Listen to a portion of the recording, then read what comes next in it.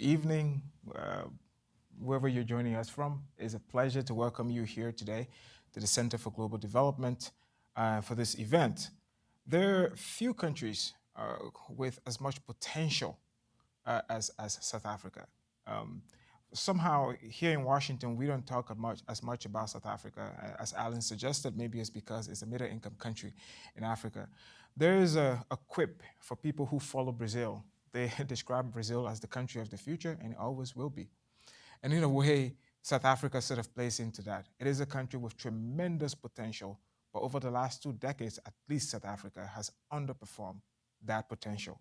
Today, we want to talk about some of that. The issues with growth in South Africa, the issues with the South African economy, governance in South Africa, and there are few people more qualified to address that question than our guest today. Anne Bernstein is the head of the Center for Development Enterprise, a leading think tank in South Africa. The center focuses on growth, unemployment, education, and the role of business in society. She's an author, she's a thinker, a writer, and was a member of the transition team back then on the board of the Development Bank of Southern Africa from 1994 to 2000. She was a fellow at the National Endowment for Democracy from 2000 and in 2005. And in 2007, she joined the Bernstein Foundation board. In subsequent years, she's been invited as a faculty member at the World Economic Forum in Davos and a public policy scholar at the Woodrow Wilson Center. Her book, The Case for Business and Development Economics and Developing Economies, received favorable reviews, not just in South Africa, from around the world. It is thus our pleasure today to welcome Anne here at the Center for Global Development, where she'll be speaking a bit before she has a conversation with Alan and I. Anne, over to you. Thank you. Well, thank you very much, Gyude, for that great introduction. I am going to start with South Africa's potential as well, though we hadn't talked about it. So I run an unusual organization in a complex developing country. And in the next 15 minutes, I'm going to cover some of the key issues about South Africa today. Now, South Africa is one of the few mineral-rich countries that is middle income. Most of the mineral-rich countries are low-income, fragile states. Some of them are failed states. We have a democratic constitution, and we've had many successful, pretty much free and fair elections since 1994. We have an independent judiciary. We have freedom of media and many other democratic freedoms and independent institutions that have been specially created by our Constitution. We have a world-class and independent reserve bank and a good national treasury, well respected around the world. We're a large country with enormous potential for tourism.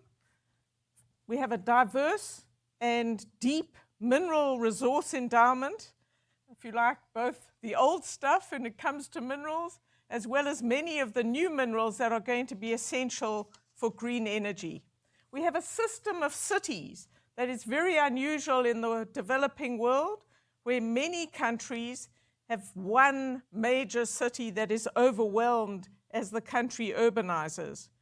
We have a world-class financial system, privately run financial system with deep pockets, and a vibrant private sector and global companies. In short, this is a country with great people, but it has to be said, not so great politicians. And sadly, we are squandering our potential and not dealing with the appalling apartheid legacy nearly effectively enough. So South Africa today is indeed in deep trouble. We have a country that is well over 50% living in poverty and getting higher in the last 10, 12 years. We have one of the world's deepest unemployment crises, which is, as my organization has called it, catastrophic for the people concerned, for the country, for our economy. we have effectively a stagnant economy with very little new investment taking place. Our education system is, I think, one of the great failures of the democratic era. We wallow at the bottom of almost every international comparative table for basic education, and our skills system, vocational education, is expensive and not very effective. And I could go on and on through housing and health. Housing we did quite well in the first 10 years of democracy, but not anymore. It's totally unaffordable the way we have approached the housing challenge. And inadvertently, instead of bringing our cities together and desegregating, we have totally without this intention created more sprawling cities where the poor are even further away from economic opportunities. Today we're struggling to have the power we need to drive our economy, never mind our households and our normal needs, and that is having an effect on water supply in the metropolitan cities and in the sort of rural towns as well. Our local government system is falling apart in many, many places. The metropolitan areas, I'd say 6 of the 8 are still okay, but not doing fantastically. But around the country, there are far too many dysfunctional local governments with sewerage running in the streets. And then we have failing state-owned companies which insist on a monopoly of service provision, and they don't provide the services, and those they do are very expensive. And then we have a national cabinet and senior levels of government that, well, to be polite, are not able or willing to run the country effectively. As you can see, I'm on my best behavior. So why is South Africa in this terrible situation? Now, the country was always going to be a hard place to govern. After apartheid, deep discrimination, inequality, and all the legacies that we had. But 27 years on, why are we in such trouble? So the current president likes to talk about the cause of our troubles as being 9 wasted years. And by that he means the period when South Africa was governed by Jacob Zuma. What he neglects to tell you is that he was the deputy president for 5 years of those 9 and played a very important part in government as deputy president of the country. Obviously, the 9 wasted years resulted in what's called state capture, effectively the looting of state budgets, the undermining of institutions vital for our society and our economy, where people were put in place solely to loot and not to run these institutions, and many of them didn't have the capacity to do that. They undermined our revenue service, and most notably, but there are many other institutions, most notably Eskom, the power utility, but also Transnet, which deals with the ports, rail, and ports and rail mainly. So that's one explanation, which frankly I don't think is nearly sufficient, and I'm not buying that. We then have had President Ramaphosa for the last nearly 5 years, who came into office as a reformer. There were many people desperate to believe this. They wanted to separate the man from the party he has been a part of all his life, and that somehow he would change South Africa. It hasn't worked that way. For a number of reasons, I think some reforms have taken place, far too slow, far too little, and just not nearly bold enough. In many ways, you could say we have a flailing government and a flailing reform strategy. We are not a failed state. There are pockets of excellence that remain in the state, but I sometimes say that the notion of the current president as a reformer for the country is a mirage. It's just not going to happen. And as a senior businessman, I interviewed some 10 days ago a senior black businessman who was chairman of Eskom in better days, has been chairman of the Public Investment Corporation, and many other places in our country. He said he thought that the president was irresolute and didn't have the courage of his convictions to actually take on the corrupt in his own party and lead South Africa, never mind his party, in a new direction. But the third explanation for why we are in such trouble, in my view, is bad policy, whatever the technical name is for that. And I'll highlight three things. The first is that ever since they came to office, the ruling coalition of the ANC, the Communist Party, and the largest trade union movement in the country have believed passionately in a developmental state. And you can understand why, because of our history. The state under apartheid did all sorts of things for white South Africans and did terrible things to black South Africans, and not nearly enough to help develop individuals or provide opportunities for black South Africans. So there's a reason for this passionate commitment to a developmental state, which is never really defined, but they want the state to direct the economy and lead the society. And this is all very well if you have a state, but with a collapsing, weak state, riddled with corruption, whatever your view, it's impossible to even imagine the state leading South Africa today.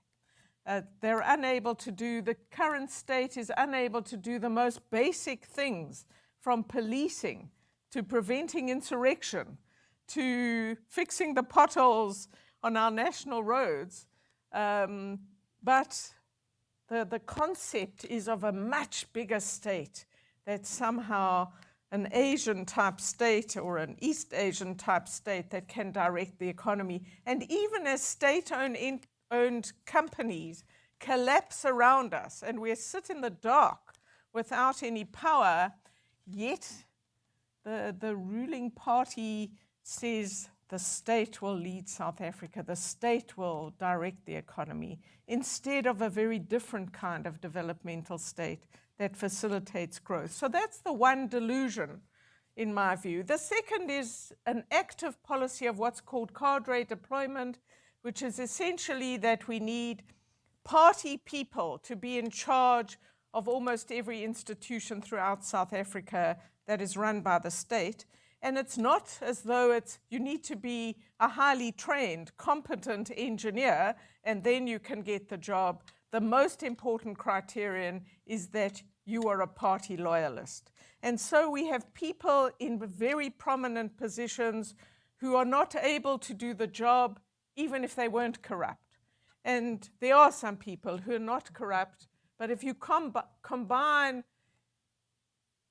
failure to really understand how to run large systems in a complex, sophisticated economy with the most important criterion being loyalty to the party, you can see some of the explanation for what is happening. And to this day, there is debate within the ruling party about cadre deployment, with some people saying it's time for it to go, but the president firmly committed to this policy, and he was chairman of the cadre deployment committee at the height of state capture.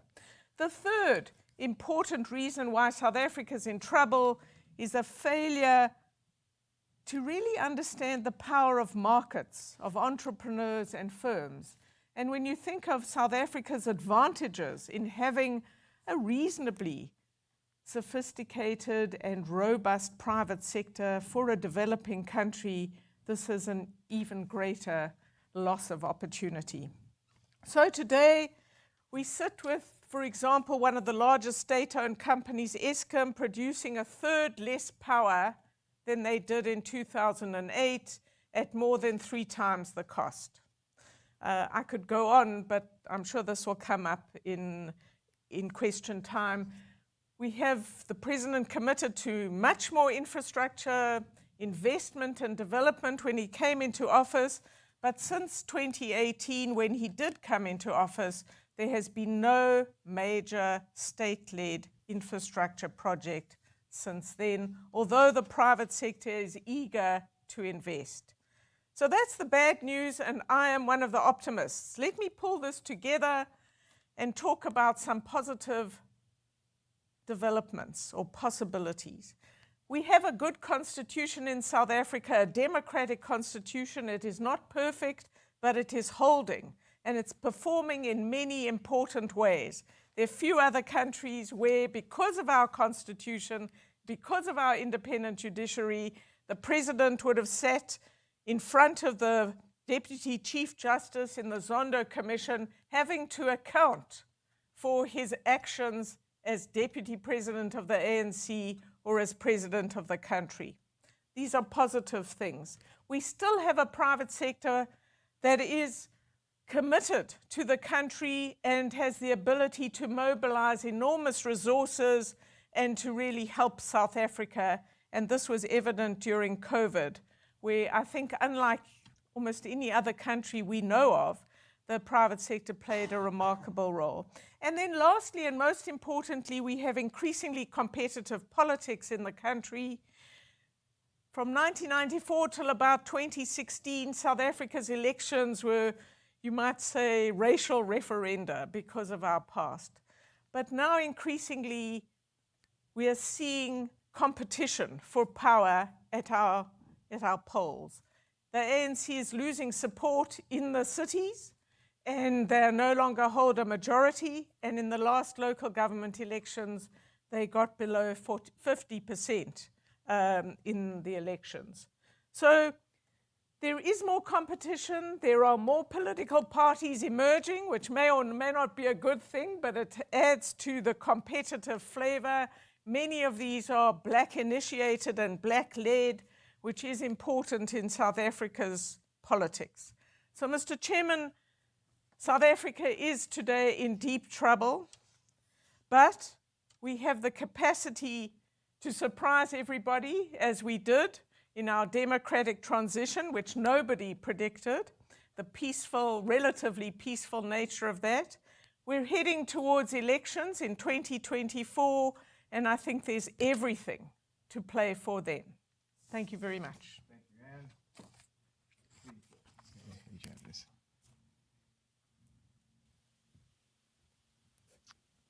Alan, over to you to start the conversation.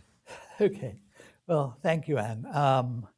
I think that was a very frank and very hard-hitting analysis here. And what I liked was that, amidst all the gloom, which we see, you've put your finger on some very, very, very powerful strengths. And I agree with you. I think that the Constitution, the judiciary, have actually been a remarkable strength. I mean, many countries, including, I would say, many rich countries, could learn about accountability of previous presidents from South Africa. We won't mention any names, but we can imagine. And I think you're quite right in that, it does have this asset. It has a very strong business community, actually, for a country of this type. And it has capacity. And at the same time, it has had this trajectory of decline, of undermining of the state, of weakening of state capacity. And what I think would be useful is to talk a little bit about how you could imagine the country moving out from this area. Obviously, this is speculative. And, Stefan Durkon has just written a new book. And the book is about elite bargains, that if you're going to have a consensus towards development, you need some kind of bargain coalescing around the important groups in the society. And in South Africa, it seems that would have to be part of a political realignment, given what you're saying. Is how can you imagine that kind of bargain playing out? And what are the roles of certain important actors. I'm thinking, for example, of the trade union movement. I mean, how do you, if you had been from the trade union movement sitting here, how would you have seen this playing out?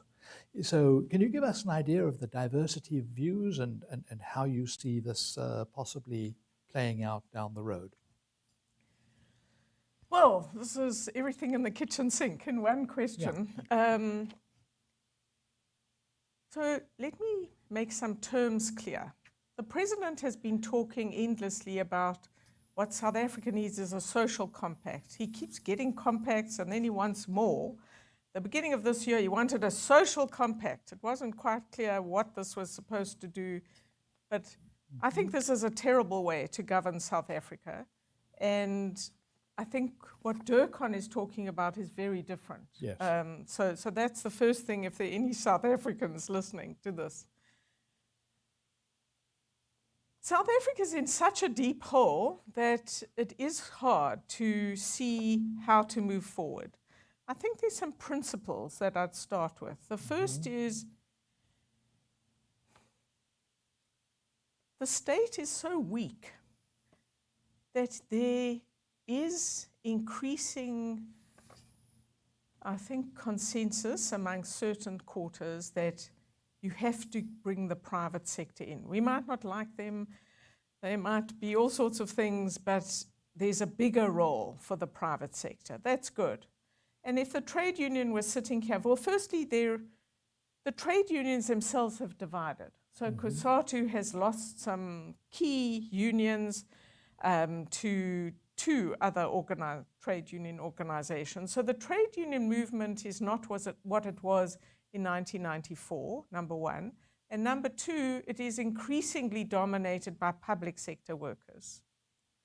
There are others, but that's a key trend.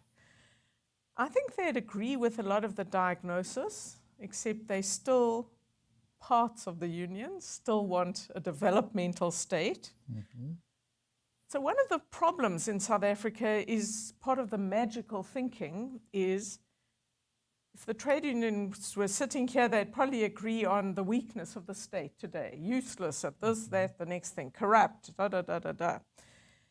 But then they jump from that to the state must do A, B, C, D, E. And when you say, well, maybe in 5 or 10 years' time, if we really work hard together at building a competent, professional, effective, smart state, maybe in that time. But what do we do now? And I think there are a lot of people who don't want to face the reality of now. Now, it's hard to imagine this state leading reform because they're so weak. And that makes it a very difficult set of questions. So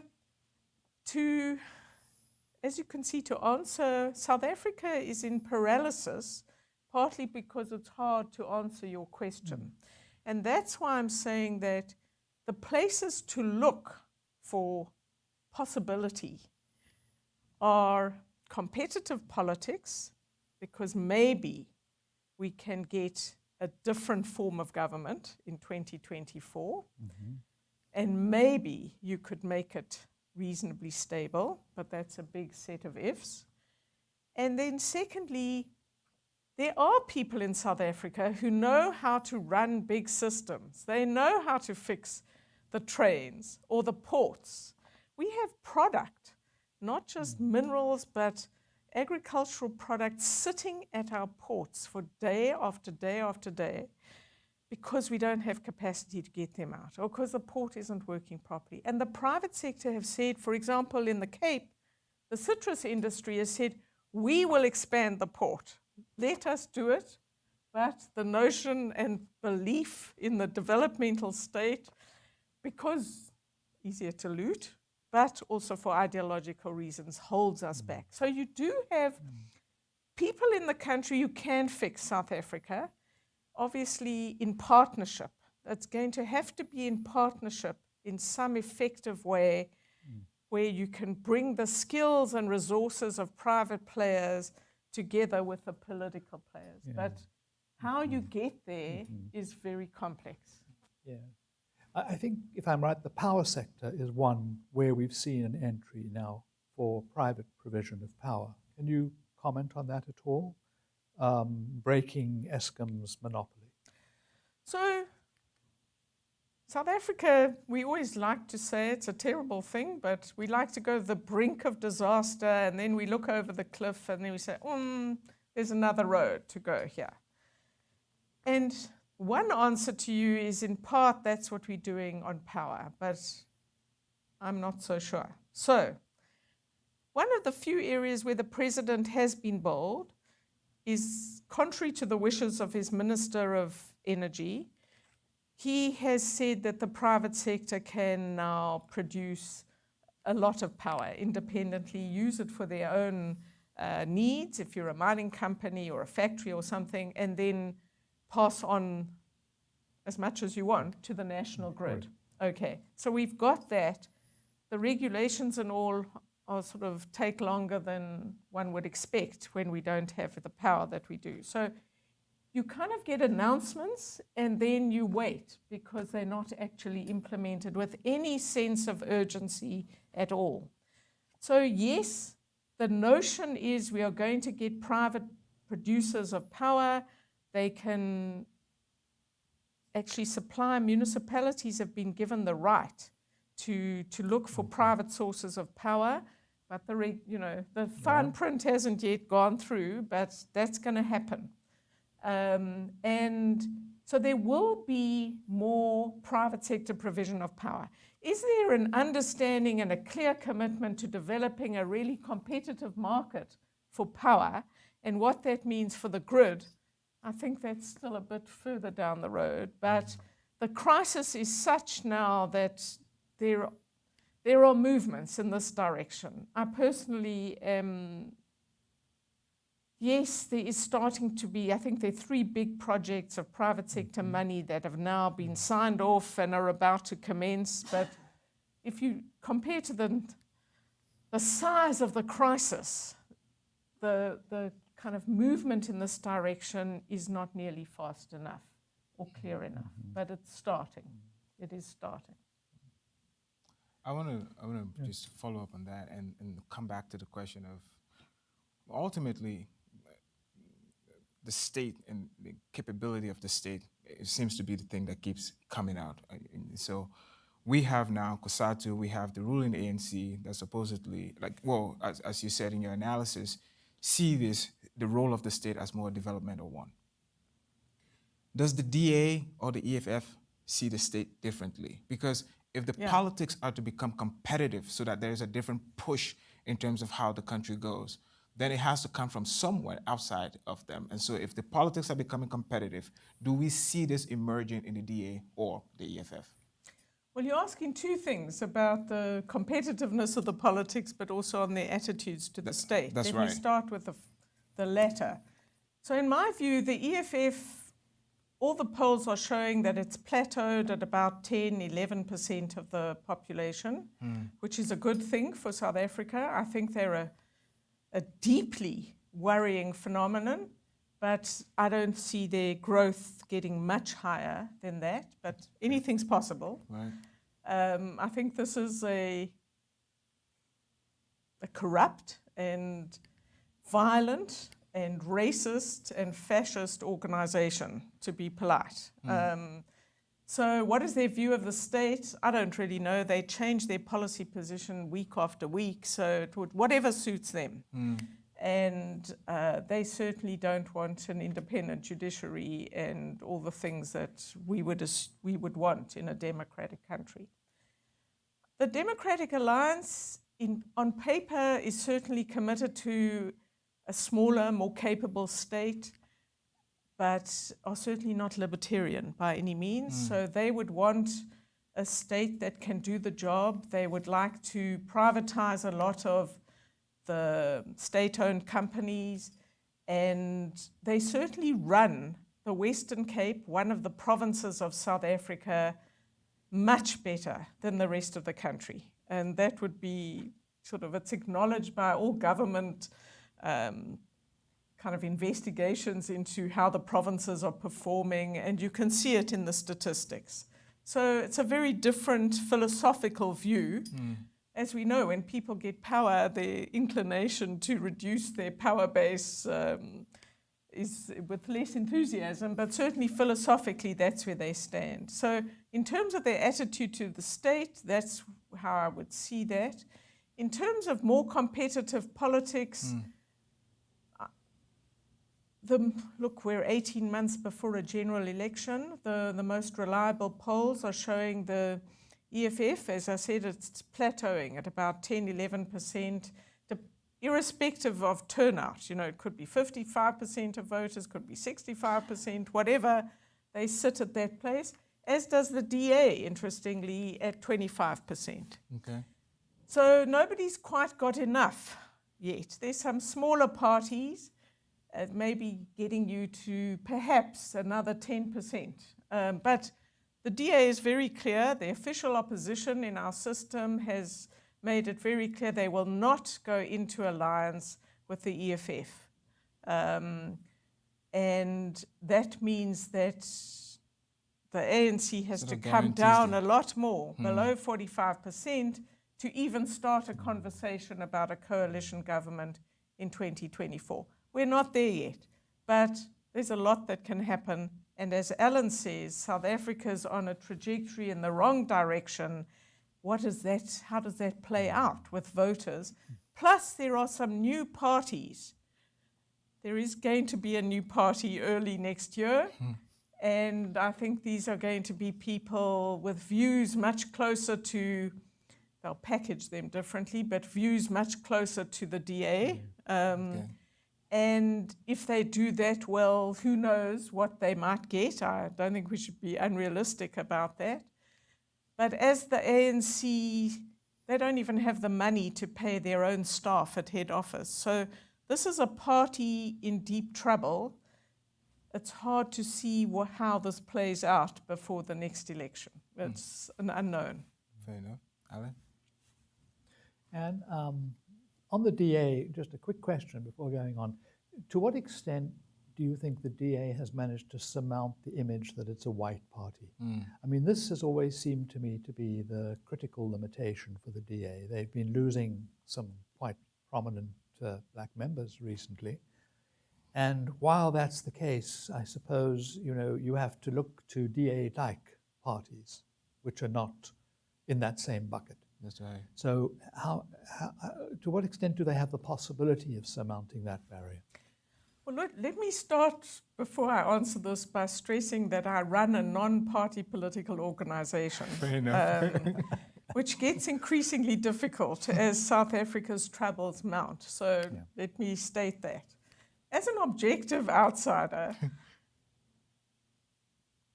I would say a few things. Firstly, South Africa's tragedy at the moment is that the ruling party is dying.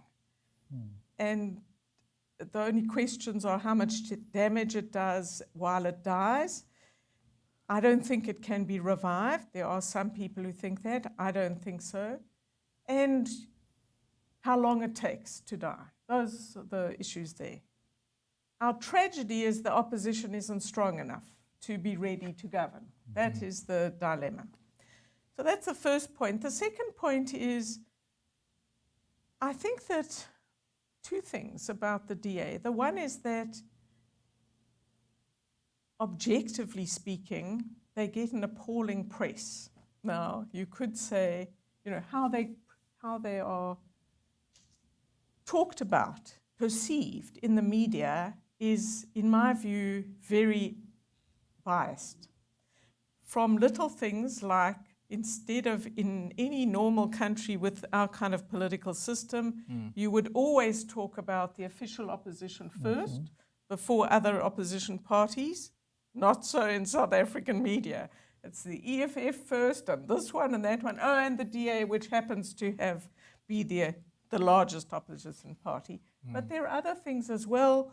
So you can have, when the DA, after the 2021 elections, the DA were most unexpectedly, South Africa surprised, they were elected mayors in the most important metros in Gauteng, the Right. heart of the economy.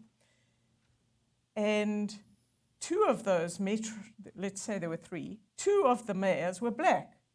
But you would read articles in independent newspapers, the Daily Maverick and others, which would start with, why does the DA have no black leaders? But you're looking at mayors who are black. And there are many, many examples of that. So the DA actually has quite a large number of black leaders within the party structures. However, it is true that they have lost prominent black leaders. Well, they've lost black and white leaders, but we only talk about black leaders in this context over the last period, which is not good. Now, bear in mind the ANC is now almost 100% African party, also not talked about. Minorities have deserted the ANC, but we don't really talk about that. So there's a particular focus on the DA, and it's an understandable one. You know, how can you govern kind of thing, and where is the black support? They now have, according to the latest polls, more black support than they've ever had. It's not substantial, but more than they ever had. And there are black leaders within this party, but they do have an image problem and I think a reality problem, which is puzzling and is a problem. Yes.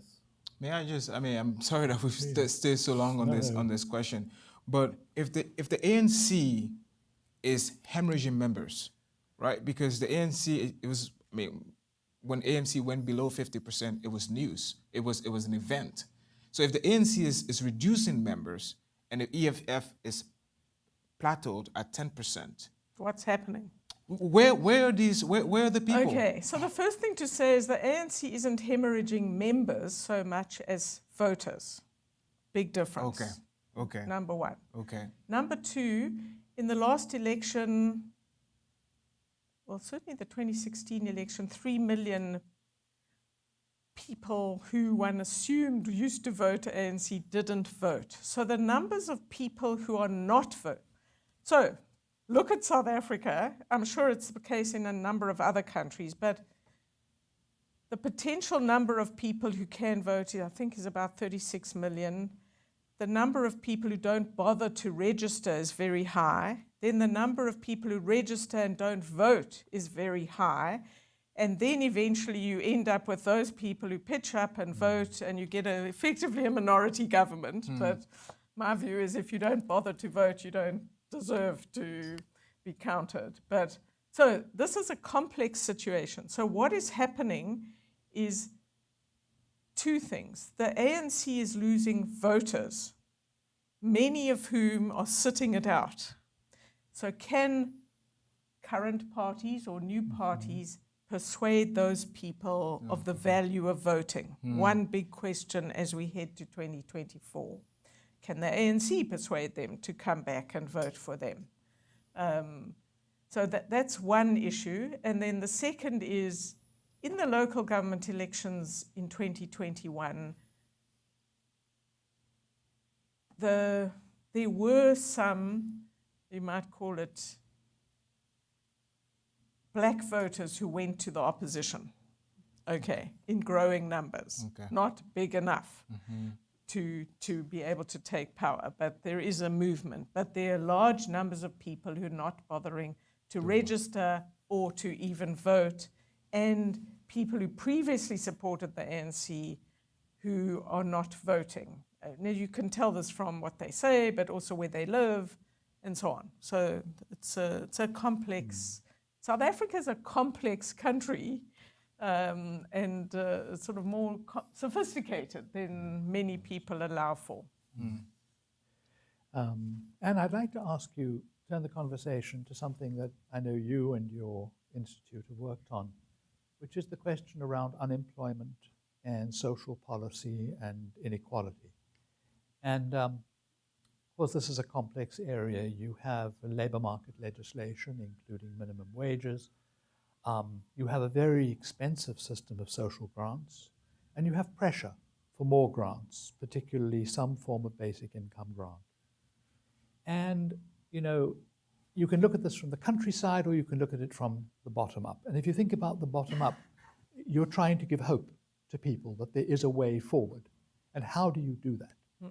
And how do you see this discussion and the whole question of trying to use the social grant system to encourage, if you like, more, maybe alleviating poverty, but also encouraging more efficient use of human resources? You talk to us a little bit about that. Oh, another big topic. Yeah.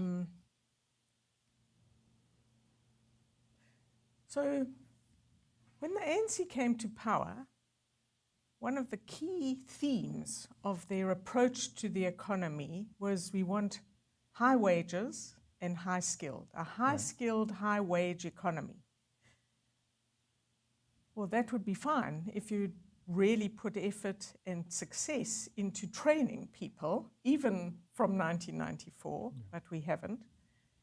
And if you had, you still wouldn't have got very far that way, because so many of our population, our current workforce, through no fault of their own, come out of very bad schools, and our sort of emerging workforce through the democratic era also have come out of very bad schools.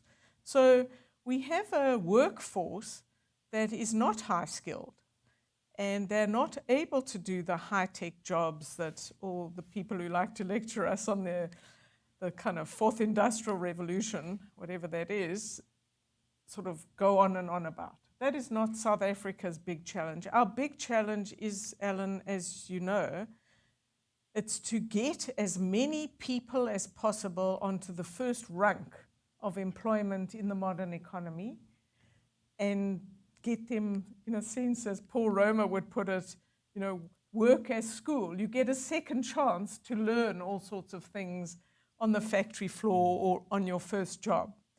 And that's what this debate in South Africa, which has taken many forms, is all about. So when people say decent jobs, I like to quote the former Minister of Finance, Trevor Manuel, who said once that the more adjectives you put in front of the word jobs, the fewer jobs you get. And I agree with him. South Africa is a perfect example of, it's not the case that if you hold out for higher paying jobs, you will get them. We're a perfect example of actually you get no jobs at all. So the way in which our economy has sort of haltingly grown in the last 14, 15, 16 years is, if anything, in the higher tech sectors, not in the lower sectors of the economy. And our rules and regulations are almost designed to not do that. So we favor, through the labor market rules, we favor negotiation at the top end of the economy in factories and workplaces, and then the unions have the right to persuade the minister. She can say no, but generally doesn't, to extend those conditions and wages to everybody in the sector. A terrible idea. So on the one hand, our labor market doesn't favor labor-intensive activity, and we're not fixing our vocational education and schooling system to move people to become a more skilled workforce. So we like to say South Africa needs jobs for the workforce we actually have, not the one we wish we had. So this is so that's one set of issues. I think the second set of issues, which is we don't talk about as much, is how far away from economic opportunity poorer people are. It's whether they're in the cities, in perhaps even a house provided by the democratic government, but they're further away from where the core economic opportunities are. Or you're in a rural area or a former Bantustan, and the cost of transport prevents you even getting to the job interview. Never mind the job. So we have to look at how we structure our society, both the labor market, but also how we give people access to the modern economy. And then thirdly, we have to lift the restrictions that hold back new firms starting in any endeavor, from high end to low end, to just expanding existing firms, new investment. We're getting a whole lot of those things wrong, and the people who suffer the most are the poor. Well, at this point, we would like to, open up for audience questions. Hopefully, some from online. If we're not getting them, we still have a long list of questions that we have here for Anne. But let's, the few people in the audience, want to give them a chance if anyone has a question. All right, Prashant. Yay. Thank you. Thanks, Anne, for coming and sharing your views. I guess I have two questions. The first is, in the decline that you're describing, and some people would argue that non-state actors are equally at fault, Yes. including enterprise in South Africa. And is business in South Africa doing sufficiently to play their role in advancing the strength of government, the strength of South African democracy? There are many levers we see here in our country, in the United States, that businesses since the last 4 years or 3 years have taken a much more important role in doing that. Is that happening? Is there a way to make business as an enterprise play a stronger role, getting more of the people to come? Michael Porter talks about politics and barriers to entry for the right kinds of candidates, and how can we systematically reduce those barriers to entry for the right kinds of candidates, including at the NC. So that's one question. What's happening on the side of the business? Are they doing their part? Do you think there is more for the businesses to do? The second is South Africa's role in Africa. And many people look towards South Africa when we talk about African integration projects, many other things. It boils down to two things predominantly. One is South Africa's dominance in global value chains that exist on the continent. And the second is immigration going into South Africa. So your views on this point about South Africa's role in African integration. Thank you. Great. Well, CGD likes very complex questions, so let me try and... So on the first issue, I'm delighted you raised it because I wanted somebody to do that. There are a whole lot of points I would make. The first is, yes, it takes 2 to be corrupt, or 3 to be corrupt, and some companies in South Africa, some international companies, played an appalling role in the whole period of state capture. You'll know that Bain, for example, has been banned from business with the UK government, and South African Treasury has also banned them from interacting with, doing business with South Africa's government. Perhaps you could put some pressure in America as well. They behaved appallingly. And there were others. McKinsey is now being charged, and a few others. So I absolutely... There's no concept of it's only the public sector that was corrupt and not the private sector, and this needs to be cleaned up as well. The courts should do their job, and people should go to jail if they are found guilty, whether they're in the private or the public sector. I'm delighted, for example, that one of the biggest corporate scandals in the country, nothing to do with state capture, but with a publicly listed company, finally they are starting, the Reserve Bank is moving on the key person involved in that massive failure of governance and fraud. So we have a lot of homework to do. That's the first point. South African business, on the one hand, plays a remarkable role in the country outside the factory gate.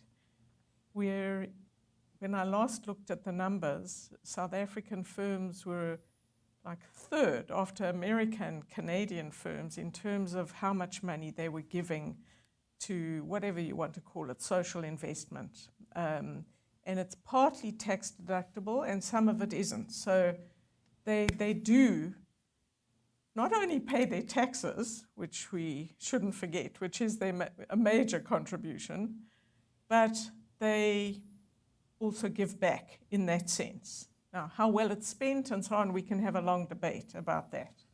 So that's very important.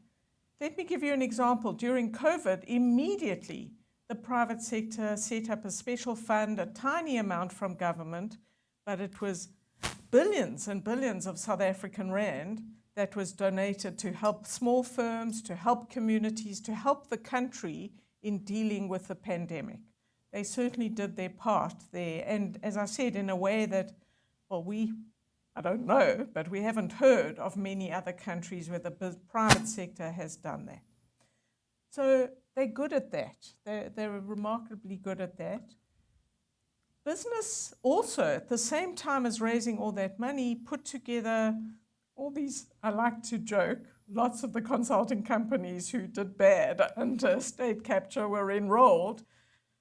Rather bizarre idea, but enrolled to start thinking about a reconstruction plan for the country. And business, it was called Business for South Africa, came up with a long and very detailed plan on sector by sector how we could recover economically and what to do and what they would do and investment. And we were part of this initiative. I don't agree with a lot of it, but it was a very massive contribution, which has actually been recognized by the former president of the country, Thabo Mbeki, partly to attack the current president. He said, "You don't have a plan, look at businesses' plan, take their plan." So they certainly, over and above normal business activity, they certainly did a lot. What do they do now and what should they do? A very complex set of questions. But I think in terms of that question, there's a lot to talk about in terms of business and exactly how they deal with the corrupt among them in terms of shame and those sorts of issues we could discuss. So not a perfect record, but certainly committed corporate citizens, which could be taken, how can I put it? Which, if we had the right state, they could push them even further. In terms of your second question, I'm not an Africa specialist at all.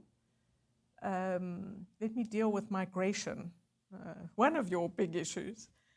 So we've thought a lot about migration policy for South Africa, and there's absolutely no doubt the country needs a more effective policy. It needs to be within the human rights of our constitution, and it needs to be effectively implemented. Now, we are getting a lot of, whatever words you want to use, documented, undocumented, legal, illegal immigrants into the country. It's not quite clear what the numbers are. We had a lot of money about 10 years ago, and we tried to count this more effectively. And what you know always is that the academics' estimates of the numbers are much lower than the politicians or the bureaucrats who are trying to get more money for the police or their department. So I don't really have a good feel of the numbers. Now, I think what has happened is this has not been well managed. So you get the poorest communities in the country, often in urban areas, absorbing large numbers of migrants who compete with them, and that raises issues of fairness, of public policy, corruption, and resource allocation. So it's a very complex sort of pool of issues and a whole lot of very important development questions that come out of this about small businesses and how come foreign small businesses have found opportunities in our townships that maybe others haven't. Why? What is the structure? Why are South Africans learning from exposure to these new, let's call them, chains operating at lower levels of our economy. What's going on? So there are lots of policy issues. The bottom line is South Africa does not have an effective refugee or migration policy. They've been derelict. This has resulted in appalling xenophobic outbursts, which the government then mumbles and says, oh, we're going to tell everyone to be nice to each other. It's no good being nice to each other. There are fundamental interests at stake here. And the South African policy, we don't man up, whatever the word is, we don't deal with our borders effectively. And we have a lot, so as you know, this is a very complex issue. We're not first in class.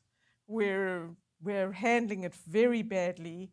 And then how it plays out in our poorer parts of our cities is being managed badly as well. So lots of work to do, and we could talk about what to do, but I'll leave it there. Thank you. We're closing in on the hour mark, and so Alan, did you have another question for Anne? Well, let me finish with a final question. How do you see the issues surrounding the current president, and what are the implications of that for the ability to guide the economy? I'm talking about Filergate. Sure. Or implement the reforms of the Or Zondo. implement reforms. Of the Zondo Commission. Yeah. Well, the current president is heavily focused on December, when the ANC has its 5-yearly Congress and they elect the president and the top 6, it's called, of the ANC.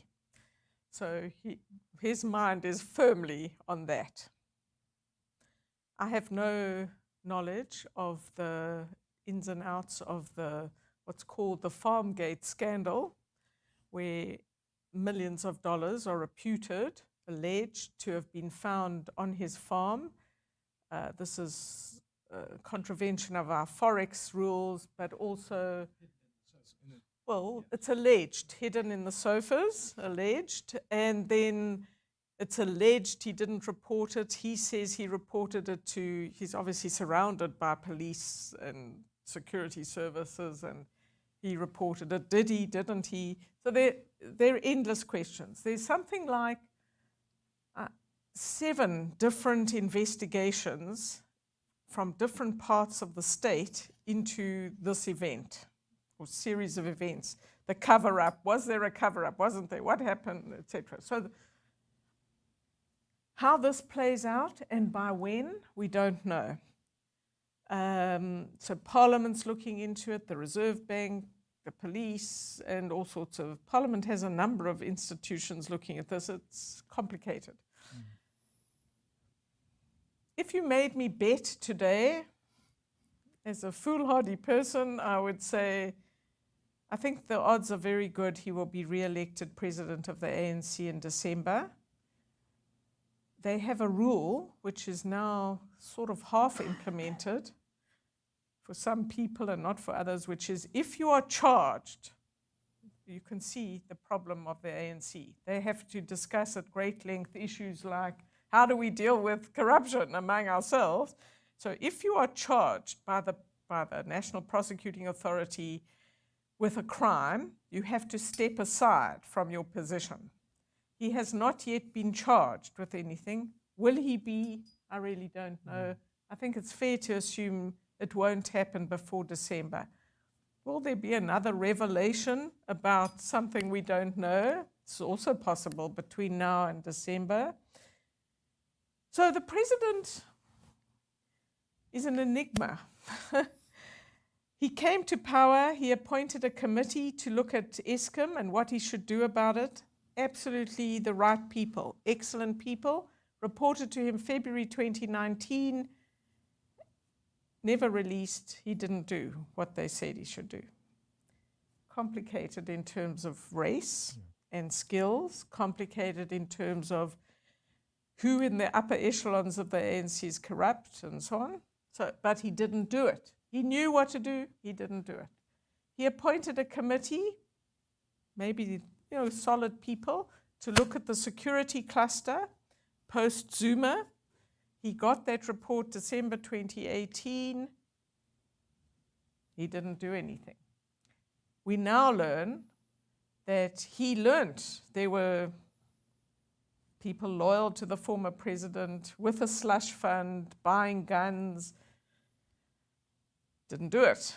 So what do you make of all of this? As a reformer, I think he's done one or two brave things. He did at the beginning set up a commission to look at the revenue service, which was a world-class institution, totally gutted by the state capture Zuma people. He set up the right judge to be in charge of that. Within 6 weeks, that judge said, fire the CEO, he's a crook, I can tell you straight away, do it. And he did it. And then that report came out, and there is new management there who are trying to fix things. And he did one or two other things, but those are exceptions. And in terms of reform, yes, he's been pushing, finally on the reform, he made some of the changes, but will he fire the minister who disagrees with him and is not very competent at implementing what needs to be done? No. Has he fired any minister for incompetence? No. We have a police minister who thinks that his job is to appear at crime scenes after the event. But that seems to be all he does. So what kind of reformer is this? What is the game plan? It's very hard to understand, and that's why I quoted a leading black businessman who was the first in corporate South Africa, 2012. In his chairman's report, he said, we are being governed by a very strange bunch of people. And they shouted and screamed at him, and he stood his ground. And his view is it's a question of resolution, to stand up for what you believe, and courage. And that's what we're lacking. Well, and on that note, on that very hopeful note, we would like to bring our conversation today to an end. The conversation will be available on our website, and the video will also be available on the website of the Center for Development Enterprise in South Africa. And thank you for being here with us, Alan. Thank you. And to our guests, thank you. Thank you. Thank you, Anne. Thank you very much.